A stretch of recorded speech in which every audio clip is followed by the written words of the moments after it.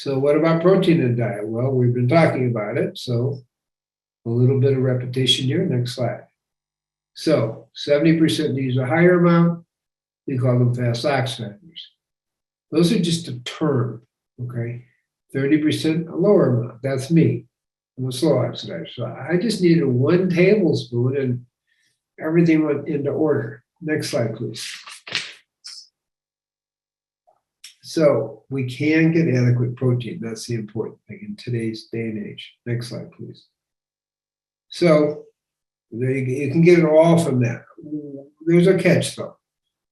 To get the adequate protein at some level, unless you're like me, who's a slow oxidizer, don't need my protein, you have to eat a bushel of greens. That's not too practical for a lot of people, but it's there, theoretically. Next slide. So let's look at top sources of veggie protein. Popeye, spinach, 49%, kale, 45% protein, broccoli, 45%. And we where we live here in Israel, there's a lot of organic food. And I just have to walk 2 blocks to an organic market. It's fresh within 1 day. That's the other thing. After 3 days, it loses a lot of its energy. So you want to go to local markets. At this market, I went to the farm and inspected it. That's my style. He's a guy from Switzerland. He's like totally into it. And, food's delivered fresh by 8 in the morning to our local market, which is a few blocks from here. So fresh spinach, kale, broccoli, cauliflower is 40% protein. Mushrooms are really good, 38%, plus they're good for your immune system. And there's parsley and cucumbers, cabbage, tomatoes. And there we have protein in meat. Beef is 25.8% protein. Chicken is 23%. Well, that's less than half of what spinach is, but it's in animal and meat, it's concentrated. You don't have to eat a bushel. Eggs are 12% protein, as I mentioned, with 44% assimilation. So the point is, there is plenty of protein, but you got to eat a lot. So I take a tablespoon of the blue-green algae each day, okay? Also, there's pea protein you can use. So it's available. That's my point, okay? Next slide. Okay, and what about fish? Well, tuna is 29%, sardines are 25%, trout 23%, wild salmon 22%. So it's nowhere near your spinach at 49%. Cod, flounder is 13%, but they're more concentrated. I don't really recommend it because at this point, all the waters in the world are polluted, mostly. And so you're getting a lot of toxins in the water and in that. And what we know is the fat in the animal products has 95 to 96% of all the pesticides and herbicides. So it's high concentrations. Next slide. Nuts and seeds, how do they work? Next slide. And this is an important piece here. So they did a study of 119,000 people over 30 years. Now that's a one good study. And they saw that nut eaters, okay, had a 7% reduced risk of death from any cause. That's pretty good. Once a week, 11%. 2 to 4 times a week, 13%. And if you're having nuts and seeds every day, as I do, 20% reduce in risk of death. And eating nuts was linked to low risk of cancer, heart disease, and respiratory. Just the opposite of what happens when you eat meat. That's New England Journal of Medicine. And they're not exactly pro-vegan. Next slide, please. So it's exciting. We can do it. These are some of the supplements. The point is there are protein concentrates that we have that can do the job for us. Next slide. We'll answer the questions soon. So fat in the diet, well, that's good, or fast exercise. Next slide. So here we go. Human breast milk contains 54% saturated fat. So it tells us nature wants us to have a little bit of fat. Next slide, please. So this is a study, it's in my diabetes book, about fat in the diet. I'm not a 10% fat person, okay? I'm actually, depending on the person, 25 to 45% fat, and that's plant fat, not animal fat, and 25 to 35% carbs, versus the other two diets you see, also stated in orange, are 60 to 70% carbs, or 70, 75%. So why is this important? Well, let's look at the results. Well, SLC, they were on medications. Later, I think there's another studies, but I don't have that data. So you want your triglycerides to be less, at least less than 100. So their triglycerides, which are not so healthy for you if it's above 100. So on my diet, 69 versus 173 and 232. That is connected more to heart disease. But about cholesterol? Well, I find that you want a cholesterol. I'm going to say it this way. Women with a cholesterol of 270 live 28% longer versus women with a cholesterol of 193. So we have a cholesterol scare which throws people off. If you're doing a vegan diet, you don't have to really worry, but our people average a cholesterol of 160, 159, which is passable, works. SLC had a cholesterol of 137, but they were on statins, which are really unhealthy for you. And Dean Orange to 173, which is a really good range. The diet, basically grains, legumes, and fruits for SLC, some egg whites. Ours were really no fruits, grains, beans, or legumes, just nuts, seeds, and avocado. So you can see our diet works really pretty well. Again, we need a certain amount of triglycerides to be less than 100.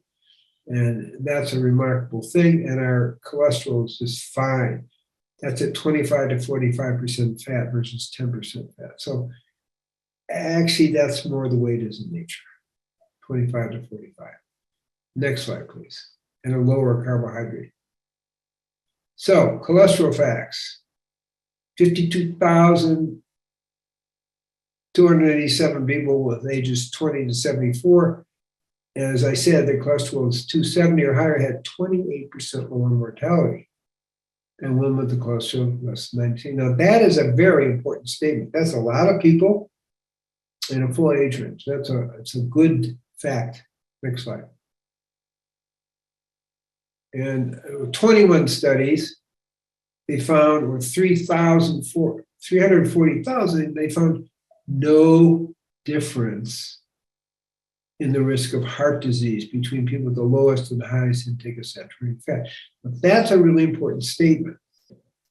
And yes, some people have genetic problems, but that's 21 studies, 340,000 people. That's again, a statistical statement. Next slide. The Archives of Internal Medicine summed it up in 2009, a systemic review of the evidence supporting the causal link between dietary factors and coronary heart disease was published. Next slide, this is the punchline. There's no evidence to support the widespread, this is me obviously, not their thing, widespread mythical belief that limiting saturated fat intake is beneficial or protective for heart health or longevity. Again, I want to call it plant fat, not animal fat. There's a lot of toxins in the animal fat and they're higher in the food chain. So don't worry about these things. If you're going to be vegan and live food, these things are not an issue. Having, you're naturally going to have a lower cholesterol. Next slide. So this is a study with elderly people, 89 years and older. They found for each 39-point increase in total cholesterol, There's a 15% decrease in mortality because you need cholesterol to build your brain. So I'm giving you an don't worry about cholesterol talk, because if you're vegan, it's just not going to be a problem. And really, the more cholesterol at a certain level makes your nervous system and brain work better. 15% decrease in mortality. Next slide, please. So, the National Institute of Health, high cholesterol is associated with better memory, and that is important. Next slide, please.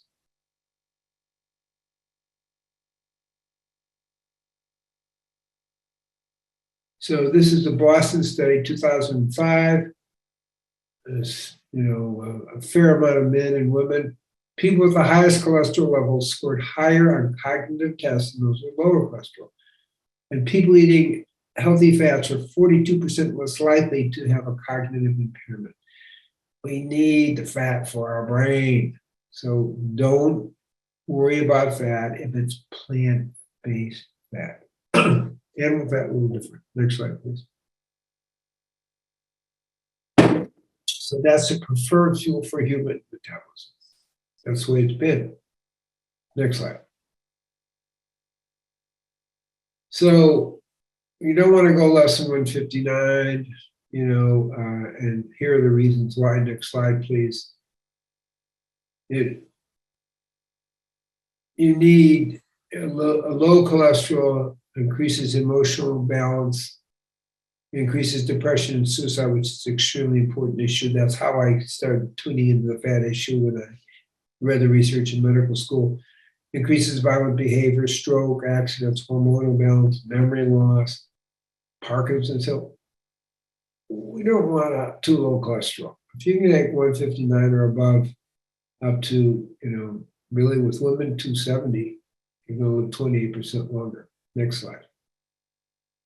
I know that pushes a few people's buttons because we're taught to fear cholesterol. And this is the omega-3s.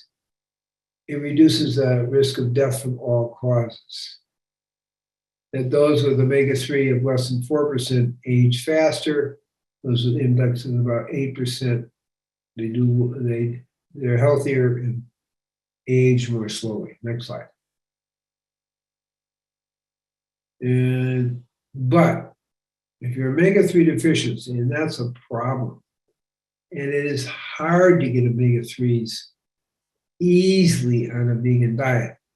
You can get it from a certain yellow algae, which is how I get it, but it's connected with 96,000 premature deaths, particularly from heart disease and stroke, and it decreases premature death by 85%. Now that's something worth paying attention. So I do get an oil from yellow algae that give me the long chain omega-3s because it's that important. Next slide.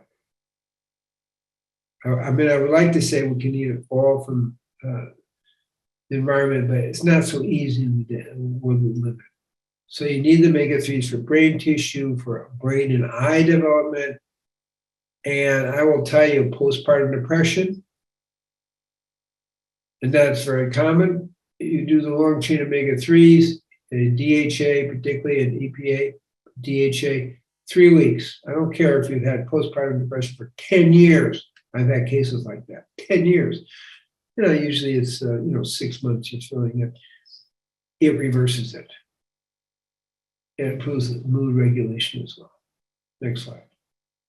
So long chain omega-3s are important. Healthy brain, better memory, better cognition, better sleep, protects against neurodegenerative disease. There's a lot of goods here. And then helps produce a neurotransmitter called acetylcholine, which helps stimulate GABA-aminobutyric acid, which helps you relax and kind of balances your parasympathetic, sympathetic system.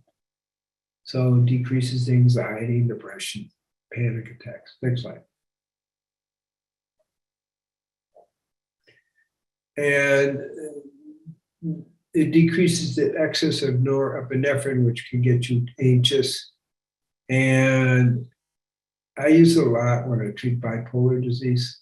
It really does help, particularly the EPA and the DHA, but the EPA is particularly bipolar. We can manage these things. Depression Free for Life, that's 90% of the people on the program are successful. And for manic depression without medication, except for a touch of lithium, 80% success rate. We can do it. I mean, it's pretty amazing to rebalance the system and see how good it is. Next slide. Okay.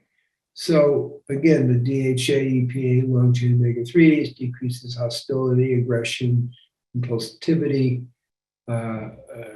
protects against cortisol excess, reduces the risk of Parkinson.